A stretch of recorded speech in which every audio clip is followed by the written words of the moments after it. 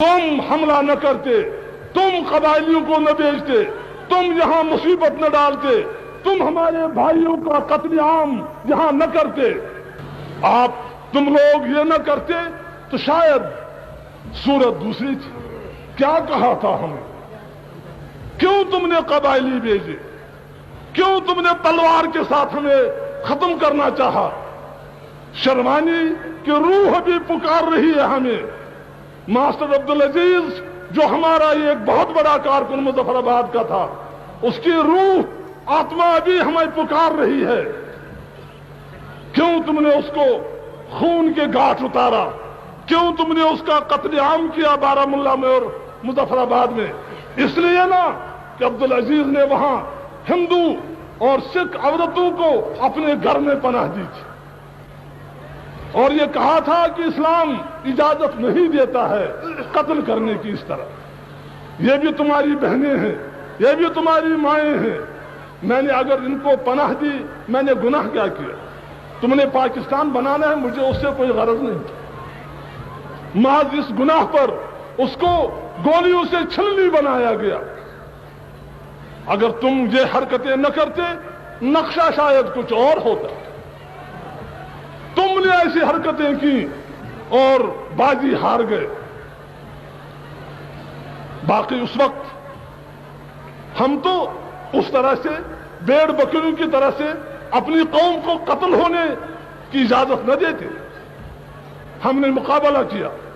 ہمارے پاس ہندوستان کی فوج نہیں تھی، ہمارے پاس خود اپنی یہاں ریاست کی فوج نہیں تھی، لیکن ایک عزم تھا، ایک ارادہ تھا۔ وہ ارادہ آج اس وقت ہم نے نہیں کیا تھا 47 میں، وہ 31 میں عزم کیا تھا۔ ہم کسی بھی شخص کو ہم اپنی تقدیر کے ساتھ کھیلنے کی اجازت نہیں دیں گے، وہ کوئی بھی ہو۔ تمہارے نمائندے ہمارے پاس آئے، ہم نے ان سے کہا کہ ہمیں تو کوئی جھگڑا نہیں، پاکستان اور ہندوستان تم لوگوں نے بنایا، ہم یہاں سوچیں گے اب ہمیں پاکستان میں جانے سے فائدہ ہوگا یا ہندوستان میں رہنے سے فائدہ ہوگا یا آزاد رہنے سے فائدہ ہوگا۔ یہ فیصلہ کرنا ہمارا کام ہے، یہ فیصلہ کرنا یہاں کے ہندو سکھوں مسلمانوں کا کام ہے، اسی کو حق خود ارادیت کہتے ہیں۔ ہم نے کہا تھا کہ تم جو ہمارا فیصلہ ہوگا اس کو تمہیں قبول کرنا چاہیے، جو ہمارا فیصلہ ہوگا اس کو ہندوستان کو قبول کرنا ہوگا، جو ہمارا فیصلہ ہوگا دنیا کو قبول کرنا ہوگا۔ تم نے کہا نہیں، تم نے کہا نہیں، تمہاری تقدیر کا ہم نے فیصلہ کر لیا ہے۔ میں نے پوچھا کہ وہ آپ کو کس نے وہ مختار نامہ دیا تھا؟ ہم نے تو نہیں دیا تھا مختار نامہ، تم ہماری تقدیر کا فیصلہ کرو۔ ہم تو 31 سے لڑتے رہے ہیں کہ اپنی تقدیر کے مالک ہم خود بنے، تم کیسے ہماری تقدیر کا فیصلہ کر سکتے تھے؟ انہوں نے کہا بہرحال ہم نے کیا، اور اگر تم نہیں مانتے ہو پھر ہم دوسرا طریقہ اختیار کریں گے۔ میں نے کہا اگر تم نے وہ طریقہ اختیار کیا تو ہماری لاشیں ہوں گی، پھر تمہیں آنے دیں گے اپنے وطن میں۔ انہوں نے ایسا ہی کیا، انہوں نے قبائلی بھیجے، انہوں نے تلوار کے زور سے ہمیں اپنا غلام بنانا چاہا، ہم نے اسے انکار کیا۔ ہم نے عزم کیا کہ ہم جانے دیں گے لیکن کبھی بھی اس پوزیشن کو قبول نہیں کریں گے۔ ہم نے امداد طلب کی، ہم نے مدد مانگی، آخر ہم نے اپنی عزت کو بچانا تھا۔ اس وقت ہندوستان سامنے آیا، اس نے ہمارے ان قدروں سے اتفاق کیا، ان مقاصد سے اتفاق کیا جن کے لیے ہم جنگ لڑ رہے تھے، اور ہمارے اس حق کو پوری طرح سے تسلیم کیا کہ ملک کی تقدیر جو ہے وہ یہاں کے ہی لوگ بنا سکتے ہیں، جو بھی ان کی مرضی ہو۔ چنانچہ وہی ہمارا ان کے ساتھ سمبند ہوا اسی لال چوک میں۔ آپ کو تو یاد نہیں ہوگا، ہندوستان کا مایناز سپوت اور لیڈر جواہر لال یہاں آیا، اس نے اپنا ہاتھ ہندوستان کا ہاتھ میرے ہاتھ میں دیا۔ آج وہ دہائی دیتے ہیں دنیا کو کہ ریزولوشنوں کی خلاف ورزی ہو رہی ہے۔ آج وہ یونائٹڈ نیشن کو بھیجتا ہے اپنی چٹھیاں کہ عبداللہ اور اندرا ریزولوشنوں کی خلاف ورزی کر رہے ہیں، کن ریزولوشنوں کا نام لیتے ہیں؟ کیا وہی ریزولوشن جن کو کل ہی اس نے ردی کاغذ کے ٹکڑوں سے پکارا؟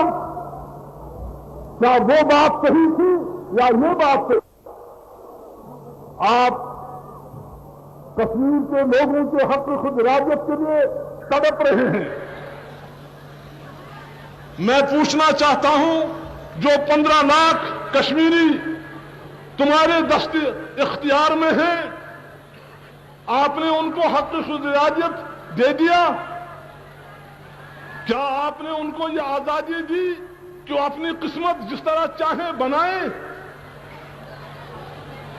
آپ تو دنیا کو دہائی دے رہے ہیں، آپ ہندوستان کو گالیاں دے رہے ہیں، لیکن گھر کی صورت تو کیا ہے آپ کی؟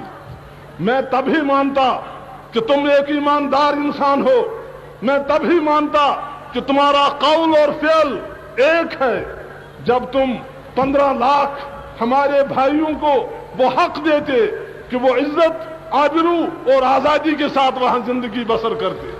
تب میں سمجھتا کہ ہاں، پاکستان جو کہتا ہے وہ کر کے دکھاتا ہے۔ نہیں، یہ بات نہیں ہے۔